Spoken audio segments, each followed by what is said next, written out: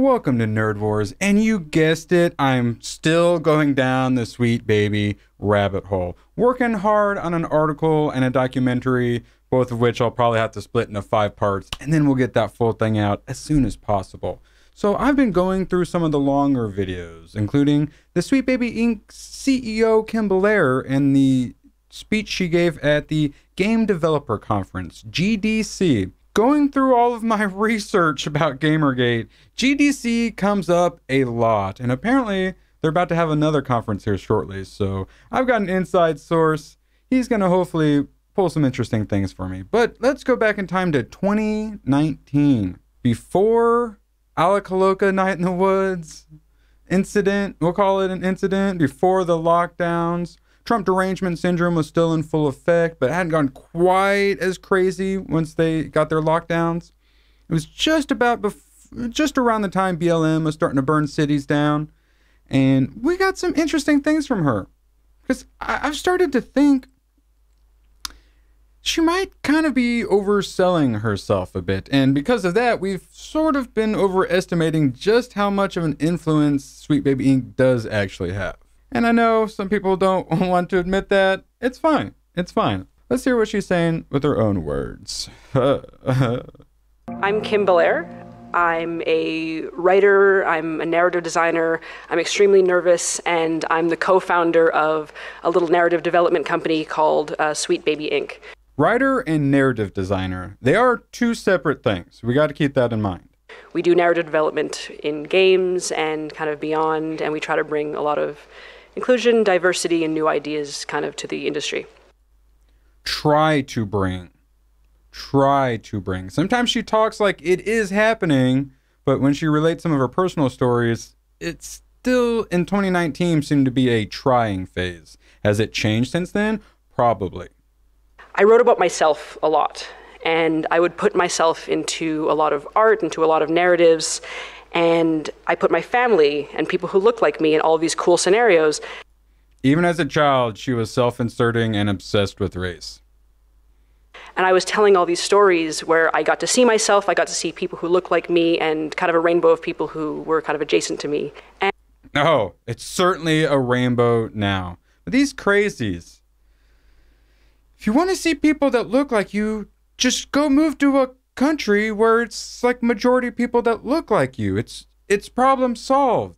Otherwise, you're getting to live in the West. The greatest privilege anyone on the planet has is to get to live in the West. After that is having 2 parents. And suddenly, for the first time in my life, I got told that the stories that I was writing and the things that I was creating for and about people who resembled me weren't not real stories, and they were not right stories.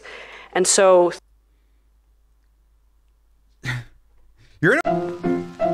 Let's all go to the lobby. Through that, and kind of unconsciously, I started to learn that books by and about white men were literature. They were classics. They were important. Because they were also good. You guys are so obsessed with how everyone looks and make sure that they look exactly like you that you're not very good at the good part. With that said, some of these crazy wokes in Gamergate have made some actual good games. It is possible for them to do that.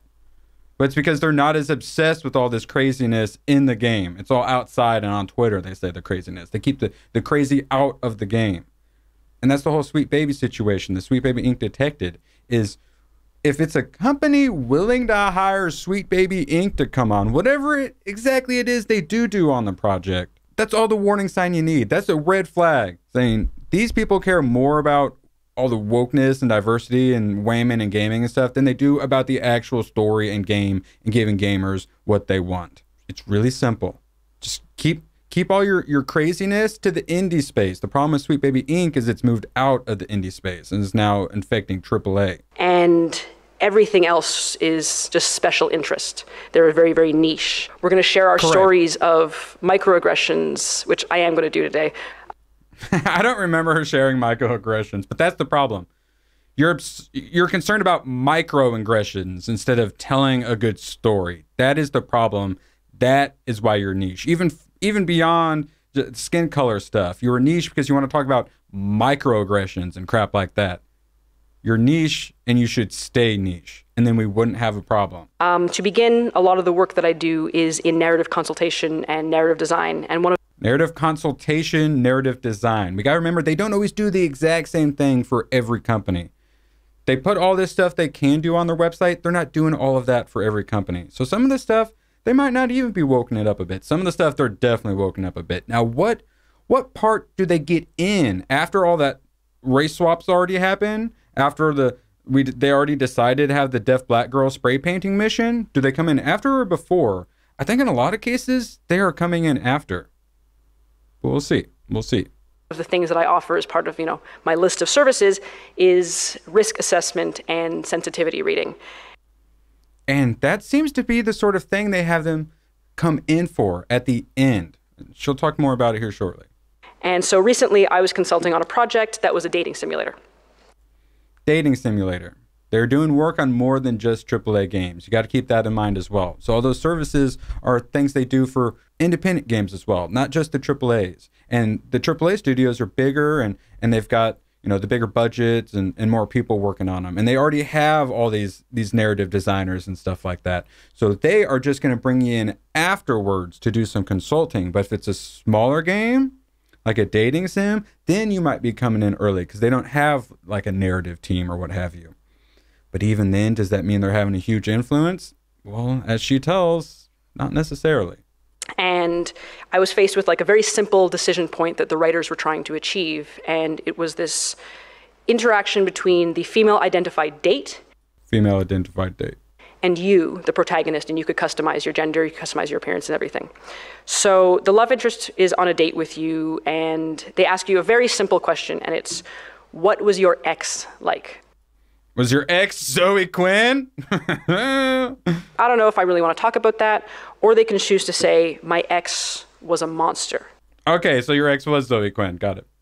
And choosing my ex was a monster, the woman on the date with you goes like, yikes. Correct. When we treat, I guess, cis, hetero, male characters as normal, you can just call them normal. The default, we end up the default also works well. Thank you. Yeah. Like questions like this. What we're being asked to assume is that that person has a crazy ex-girlfriend. We're being asked to assume that they're being immature or they might have, a real harpy at home. It's almost like a laugh line a lot of the time. And so I actually said, you know what though? Don't worry about it. We can create. No, should have just stopped there. Don't worry about it. A condition for this, because if you respond to that person by saying, hey, my ex was a monster, what if she digs a little deeper? When I suggested that, the writing team was like, okay, thank you for this insight. And then they just took it away. Thank you for all of your consultation. We will now ignore it. But I thought here, this was an opportunity for innovation. Here we had the chance to make a woman who has been victimized. It's a dating sim. Why are we going on about women who have been victimized seeing themselves in a game? It's a dating sim. See herself in a game, be able to express something to another woman in a game, and kind of actually relate to it. And we had that opportunity, but instead we pulled back because we thought it was safer not to push forward. And after the whole thing was done, the team thanked me again, and they said, thanks so much. You really mitigated the risk. Mitigated the risk. That's what I think a lot of this consulting is they come in after to say, all right, here's our woke stuff. Now you tell us if we made it authentic enough. Did we do a bunch of racisms on accident? You tell us. And as she talks about later, it seems like that is what they were doing. Of course, it's 2019. Things could have changed since then. But I've been seeing a bunch of this stuff complaining about how they need to be brought in sooner, which she does at the end of this. And then when all the anti-Sweet Baby Inc. backlash articles started coming out, the Kotakus and whatnot, all of them are focused on, this isn't what these people do. And that finally helped make some things click. And I'm like, well, I don't believe you when you say you didn't do nothing, but what do these people actually do? Because I'd heard some of this stuff. So were they this big boogeyman that we thought they were? I don't think so. I think we might have made them a bit of a boogeyman. Does that minimize them? No. I'm making a dang documentary about it. It's taking up my whole life. Put our focus on it. But it's much bigger than just them. So don't lose that. course, focus on these crazies, but when we're calling them out for stuff, we need to make sure we're actually calling them out for things that they've done. And according to them, they didn't do nothing when it comes to Alan Wake 2, Spider-Man, like Suicide Squad, all that stuff, God of War. They all claim they didn't do nothing. I have trouble believing they didn't do nothing, but I think we might need a little bit more information before we say exactly you're the one who put the black girl into God of War. Because it might have just been some other woke crazies that did it. The woke crazies that already work for the developers. Or it could be the publishers.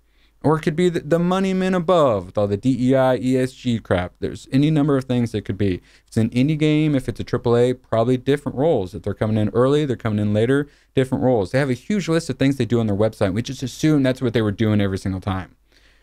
Doesn't seem to be the case, though. We need sensitivity readers. We need risk assessment. And these are, like, again, important services that I literally like list on every PDF that I send out to be like, hey, I can do risk assessment and sensitivity reading. But she says it so proudly. Oh my God. Cringe. I think when we do that kind of work and we make it seem like what we're doing is, you know, being very careful, being very scared, we end up just kind of sanding down all the rough edges instead of building something new and building something out. That's what I'm talking about. I think they're brought in to sand those edges. She wants to. She is trying to do all the crazy commie woke stuff that she posts on her website. But as of 2019, it was just trying. So, a good chance they're morphing into having a bigger influence. And this? Us saying, hell no. Originally, they wanted to make sure the crazies on Twitter didn't get outraged. And that was the risk management. But now, being connected to Sweet Baby Inc., that is a risk. So those companies will have to do some risk management and say, yeah, we probably shouldn't work with Sweet Baby Inc. Will that happen, though?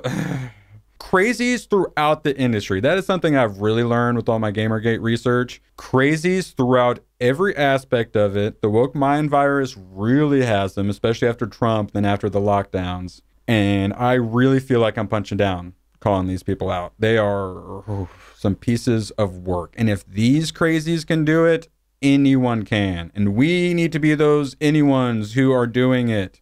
These people are working on imploding. We need to be there to step up and take over.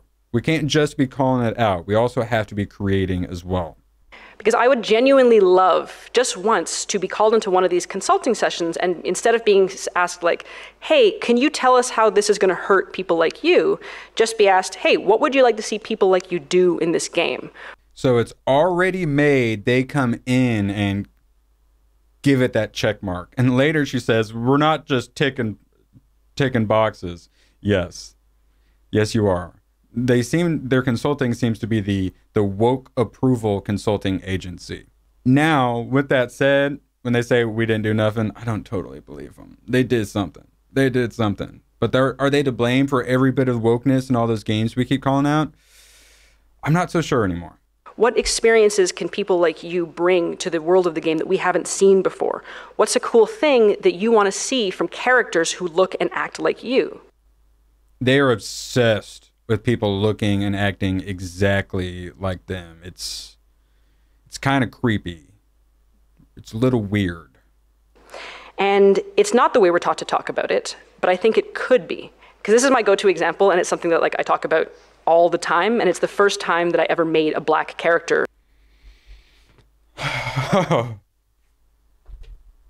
Brace yourselves for this one. In a video game. And this is genuinely embarrassing to relate to a crowd of people. Mm-hmm. But for a really long time before this, when I was offered a character customization screen, I was like, well, I can't put myself in there because that's weird and not what video games are. The self-inserter doesn't want to make a character that is her. Even though she creates all these worlds where everyone has to look exactly like her, she won't do it with the character creator. I cut it off, but she instead was making Nathan Drakes. So this person telling us we're all evil white people for not letting black people into games, even though I'm sorry, I'm blacker than Kim Belair. I live in the freaking ghetto. She's from Canada. She says a boot at one point during this conference. I am blacker than Kim Belair. I said it. So instead of her just making a character like herself so she could have a character in there, she was purposely making white dudes and then complaining there were too many white dudes. And so I like made some like stubbly white dude protagonists, even when I had like every option available to me because I didn't want to feel like I was putting too much of myself. Press X to doubt. Into this world where I didn't belong. Of the game designers, what if they actually said, you know what? We should have kept you out of them. You don't belong in the worlds. Gatekeep this woman. We're going to set out to create a moment of joy in people who look like this. She talks about joy, creating joy. You ever heard of trans joy? If you have, my condolences. But if you have, it's the same sort of joy. These are a bunch of really sad, depressed, mentally ill people who are not happy. And they have this mythical happiness that's outside of them that if they could just force everyone to do exactly what they want, then maybe they can find that outside happiness instead of just realizing that they are mentally ill and they have to find the happiness within. Instead, they have to engineer all of us and change everything outside of them because otherwise they have to realize that they are the problem and look within. And well, of course, these people didn't do nothing. People who feel represented by this. Because the newness of it works not only for those who are, being immediately targeted, but it works for everyone in that group, everyone who kind of receives it and who's never seen this before. Yeah, this is the lie she keeps pushing. This was the lie they all pushed to get all this DEI crap into everything was, so instead of, catering to your actual audience, what if we made up this fake new audience and you could cater to them specifically? But won't that make our majority audience not care about it? If we add all this niche DEI crap that no one wants into it, won't our majority audience not like that? No, you're wrong. Because your majority audience, they want all these new experiences. Have you ever met a gamer? They change like 2 or 3 things in an update patch and they will, they get a little fired up about it. They don't like change. Oh, but, I swear if we put all this woke crap in, they'll love the new experience. And in the process of giving them this new experience that we swear they'll totally enjoy, even though now we're in the future and AAA industry is imploding because of all this crap, they will also totally buy your game and love it, we swear, but also you'll be able to intentionally create joy in the marginalized. Cult. You're in a cult, woman. Because keep in mind that when it's new for you, odds are they've never seen it either. So you're not actually catering to one tiny group. You're catering to everyone who's going to be playing it. It's across. Wrong. You're wrong a bajillion times wrong. Stop lying. Across the board. Because we keep saying, okay, this one's for you guys. This one's for you guys. And like this one over here, like you can have it. But we can't keep looking at representation as like we're catering to a tiny little corner or like a direct marketing effort. You are, though. You should look at it like that because that is what you're doing and should be doing. If this were niche, if this were just in the indie games, we wouldn't be caring about it. But it's making it into mainstream everything. Mainstream games, mainstream comic books, mainstream Hollywood, mainstream every single mega corporation there is, this has made it into it. When it should just be niche for all you weirdos to talk about at GDC. That's the problem. It should be niche. And they are trying to bring it mainstream because they want that money. Grifters. It's what everyone, I think, or hope wants as an audience. Wrong. I actually think, okay, we all do want this. Wrong. And I think, especially the people in this room can actively say, yeah, Correct. That's what we want to achieve. Yeah. But then the question is begged, why aren't we doing this? Because when we don't want it. That's why. we're talking about it, when we're so enthusiastic about it, what You are enthusiastic about it. Gamers are enthusiastic about gatekeeping you out of the industry. what's stopping us? Like, why are we still being told, oh no, that's not what players want? Why? Because players don't want that. That's why you're being told that. Do I keep hearing that it's like an uphill battle for people to bring representation to what should be a very inclusive environment of creativity? Why should it be that? Why? There's a small group of people put up with all the bullying and all this stuff to be nerds and gamers, and then it goes mainstream. No, sorry guys. This is our hobby. This is our hobby. And now you're ruining it because we were too kind and we were too tolerant of you freaks. You freaking commies. The woke mind virus is ruining everything because that's all it can do. It doesn't create, it only destroys. It only bastardizes. That's our problem. We don't want it to be diverse and inclusive. We want good games made for gamers. And you want to do all your weirdo stuff on the side, keep it in indie games where it belongs. And when you're doing AAA games and we don't like it and we call it out, don't attack us for it. Say, oh, well, we were wrong. Admit you were wrong. Change it and give us what we want, because the customer will always win. Because I think so often when people like us get told... She has a marketing degree. She swears. She really does have one. She swears. You know, from higher ups or from society at large, this isn't what players want. It's... Because that's not what players want. Not a conversation about demographics. Sorry, Correct. This isn't what players want. Maybe you should have listened to your bosses. Crazy idea. Turns out they were right. Players don't want this. Now there's a giant backlash against you. Now you are the risk that needs to be managed. Content. It's a conversation about demographics. Interesting. The people trying to sell a product are interested in demographics and serving their biggest demographics. How strange. You're not trying to sell these steaks to vegetarians? Weird. You racist. And I think that in our industry and in so many creative industries, if you want to look at film and television and any art form, we start treating our core demographics as a fixed and static value. They're not fixed and static, but they're the most important part, and you keep them happy, all of the other demographics will come along and join us. Plenty of women who like video games. Plenty of women who like Star Wars. They like them how they were. You changing all this stuff is giving the women who like these things not what they want. They already liked it. We already had plenty of them. So you're making no one happy except for like a tiny 1% of freaks who don't even buy this stuff because they pirate it because they're too broke because they work at Starbucks.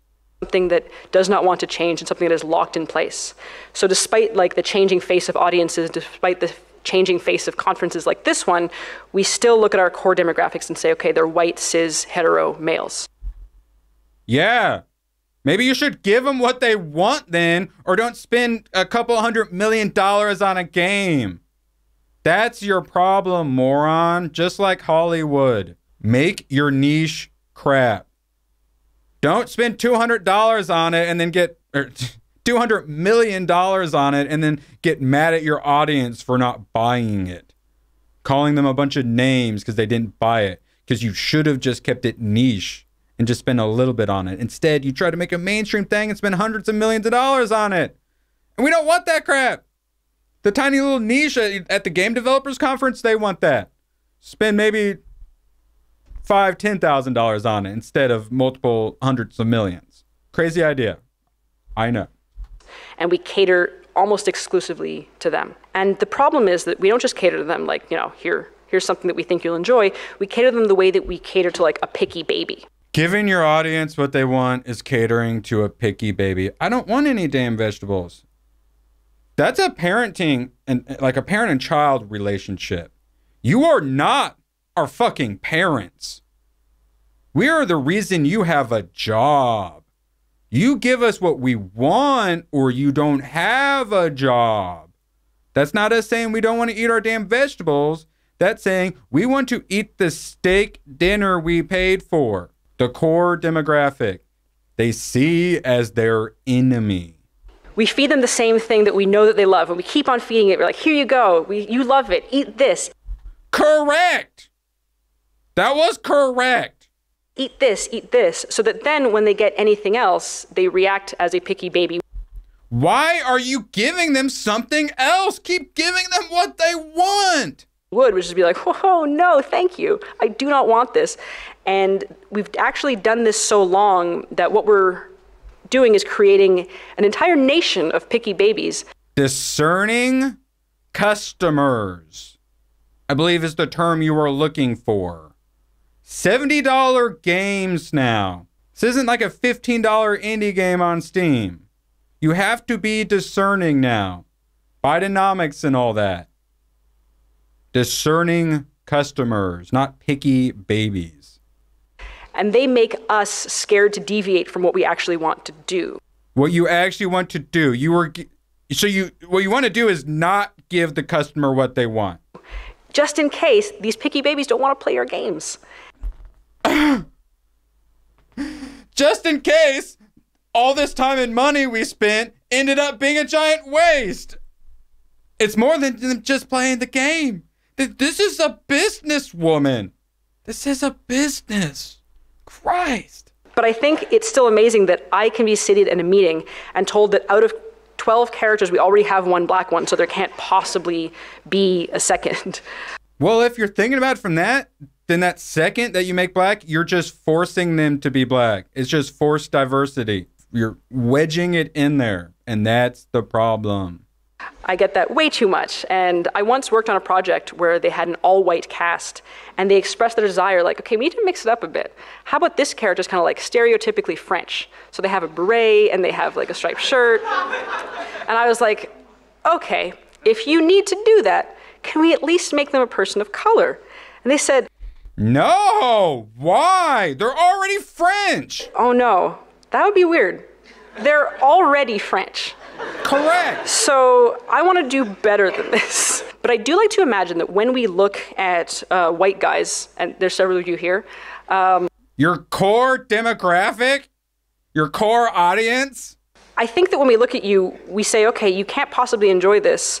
But I think they correct. Want also, and maybe you want also, to experience new and different stories. We do want new and different stories. We don't want Forspoken.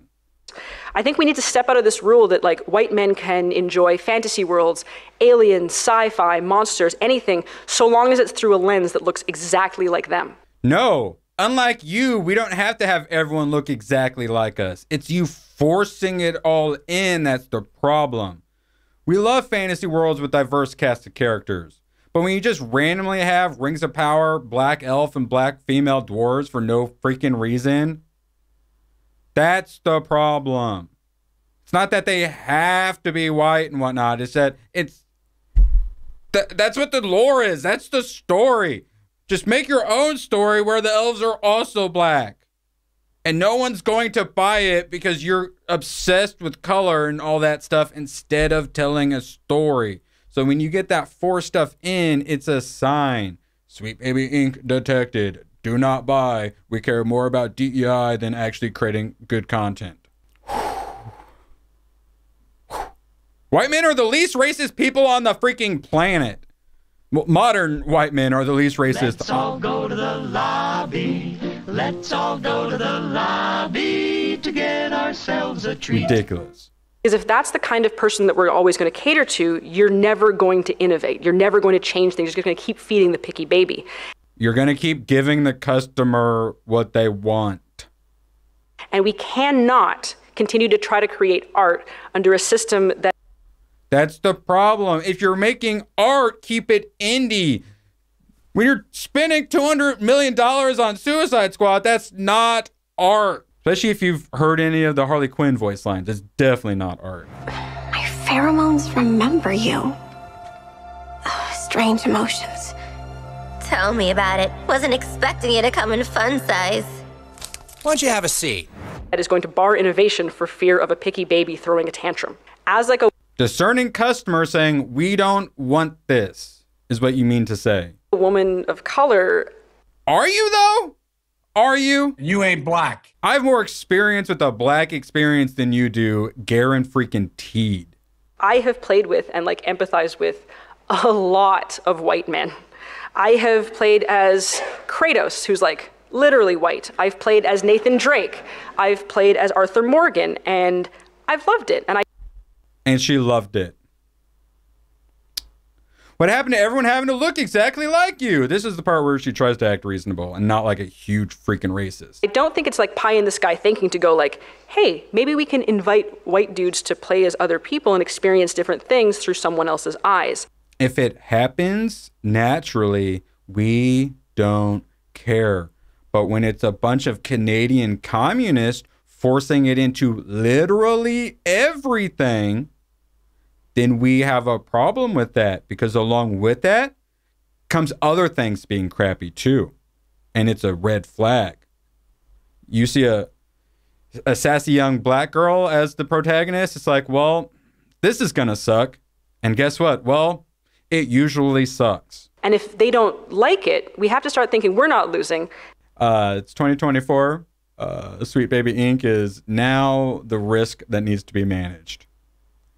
You are losing. Just admit it. That's the problem. Just admit it. They're losing, and we're losing because we're going to let them stand in the way of our progress. And we are the customers. You are making a product for us. What is this nonsense about progress? Make us a good product. Our innovation. But I think that we need to start getting out of just advocacy tracking these discussions, because ultimately we're seeing like representation as this abstract idea. We're seeing it as, you're all a bunch of racists pushing your Marxist agenda on everyone. Abstract ideas. No, it's the message. It's an agenda. This weird kind of thing that we can paint over what we're currently doing. But if we start having these conversations as facets of narrative, as facets of marketing, as gameplay, as art, I think that we're actually going to be able to move beyond it. They're basically talking about sneaking it in, infiltrating. So this is what I'm saying is they do lots of different things. I'm not sure they're doing all of these things for each AAA company they're working for. I think it's just bits here and there. And I think some of this stuff, they actually are just doing normal narrative design stuff. Now, did they do nothing? They like to do bad things, so I have trouble believing that. Now, are they the big boogeyman we've kind of been thinking they are? I don't believe so. We get more into it here shortly. Is when we sequester advocacy into this one series, what we risk is like preaching to the choir. Keep it in your echo chamber. Keep it at GDC. Keep it in your indie games. That was your mistake. They got all this power. They got all this control. They felt like they could do anything, especially after Trump and lockdowns and whatnot. Thought they could do anything, get away with anything. And we finally put our foot down and said, no. If we just keep letting them do what they're doing, they probably will have big influence. But now, they are the risk that needs managed. Narrative, because honestly in narrative it's a little bit easier to implement because we have the power to go like, oh, we can build choices that consider, marginalized identities and just write them into our work. But this is still coming in later. Obviously the narrative and writing, that's why we assumed all this stuff that they were to blame for. But it seems like they kind of come in and then they try to add a little extra wokeness to it. They're that woke cherry on top.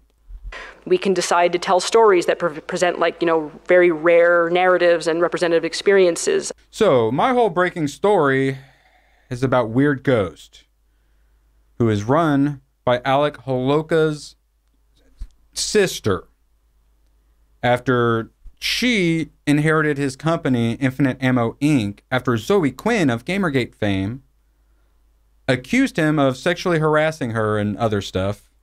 Claims that everyone just assumes at this point was 100% made up. They're all a bunch of freaking crazies.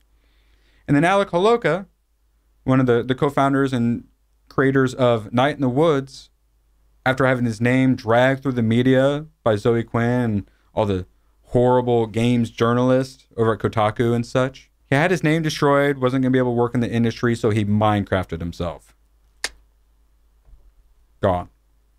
Minecrafted himself because of Zoe Quinn's lies. Zoe Quinn also connected all the Anita Sarkeesian, all the we need more women in gaming crap, just like Kim Belair.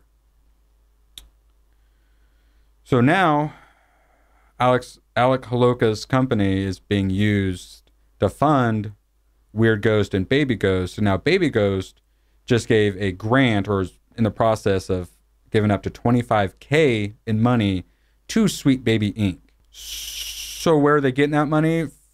Partly from Alec Holoka's company that his sister inherited. after Zoe Quinn allegedly murdered. Let's all go to So, the lobby. Night in the Woods. Oh, there it is. How do we do it, guys? How do we do all of this diversity and inclusion well? How do we do it correctly? How do we move past just, correcting stuff at the end? Well, we'll use Night in the Woods as an example. This is March 2019. In like 5 months or so, Zoe Quinn is about to make her accusations against Night in the Woods developer. This is the picture. This is a picture of Night in the Woods. Several months before one of these crazies gets the man to Minecraft himself over fake Me Too crap. Yep, and that is why my documentary is taking so long. Continue. And we can kind of work on detokenizing our minority characters. Yeah. Here's an idea. How about we just don't have any of them, and then you don't have to worry about them being token. And of course, we use from here some Respawn Entertainment, who also is in the news recently for their big Respawn Pride march that they did. So you don't need Sweet Baby Inc. coming in to ruin all this stuff. They got plenty of people in there ruining it as it is. Does that mean Sweet Baby Inc. didn't do nothing? No, I'm not buying that either.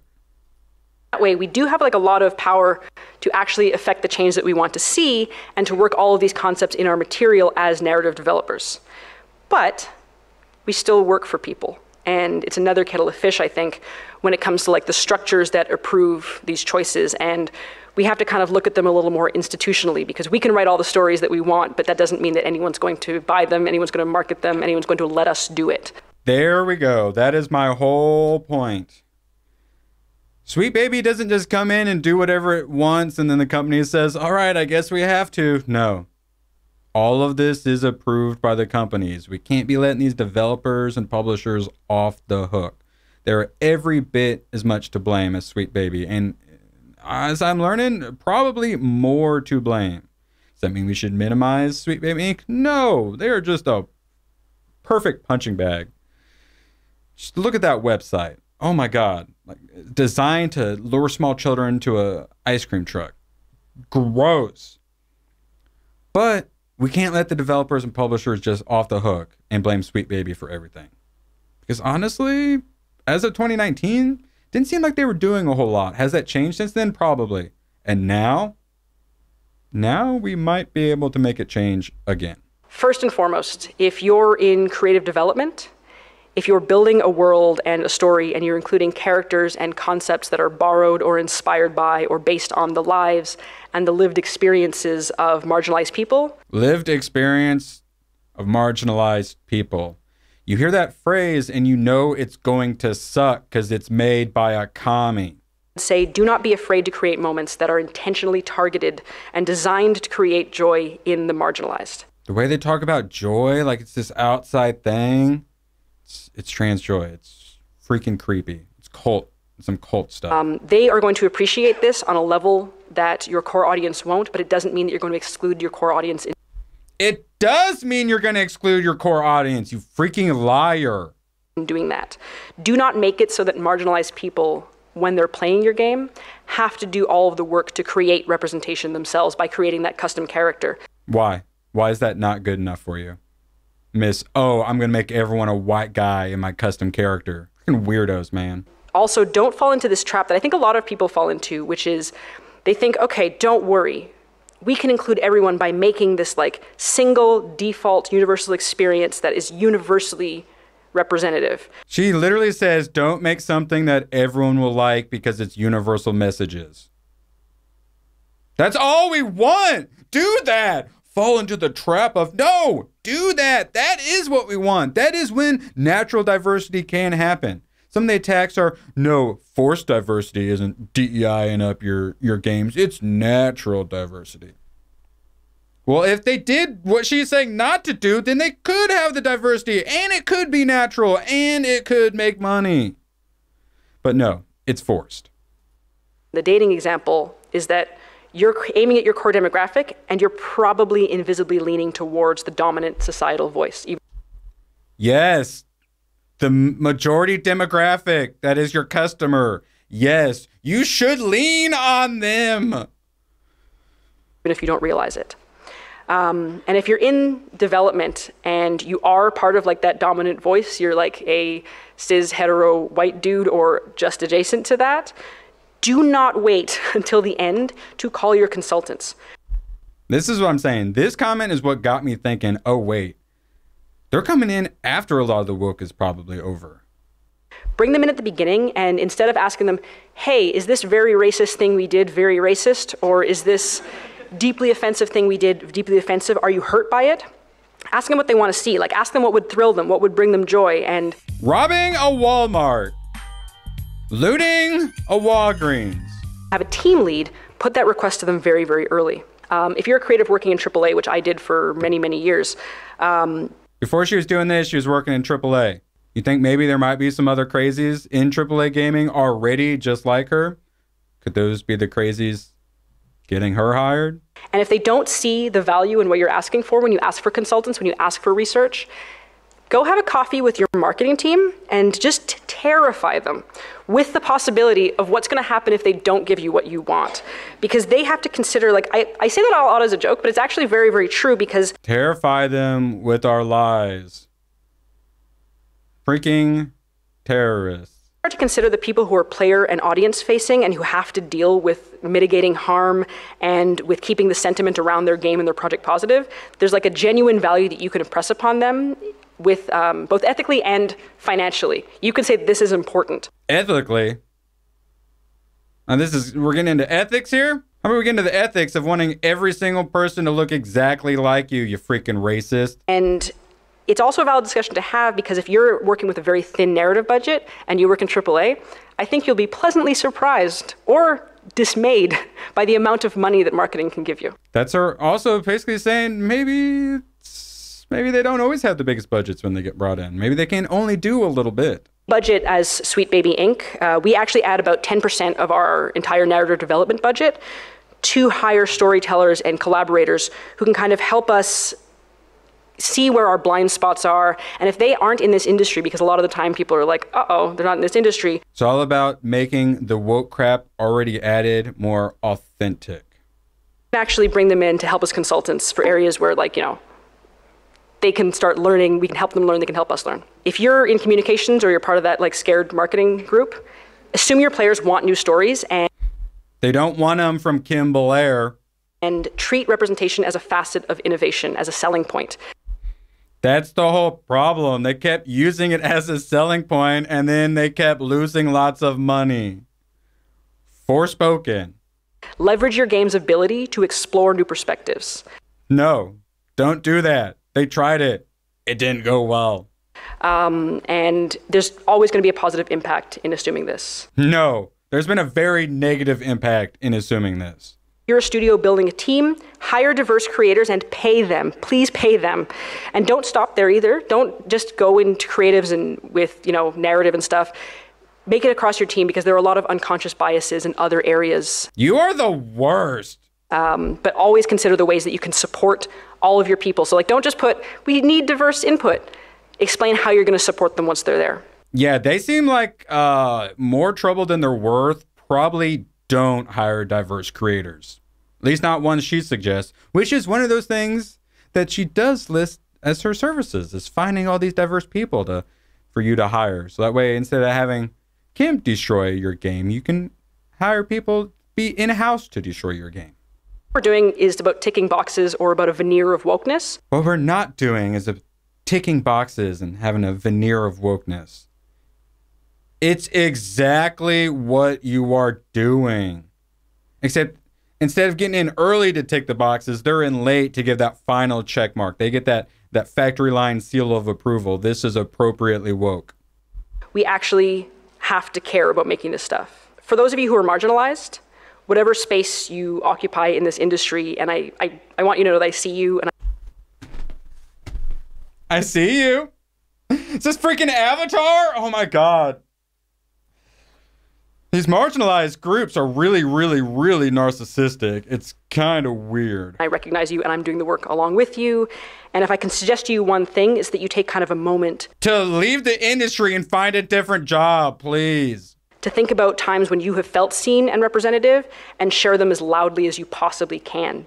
Just move to a country or continent where more people look. Let's all go to the lobby. Let's all go to the lobby. Be loud about it. Don't be afraid to ask for more of this and what you've felt and seen already. Because we have to make sure that our tech and our mechanics and our teams and representation are equal parts of our entire project, right? Why?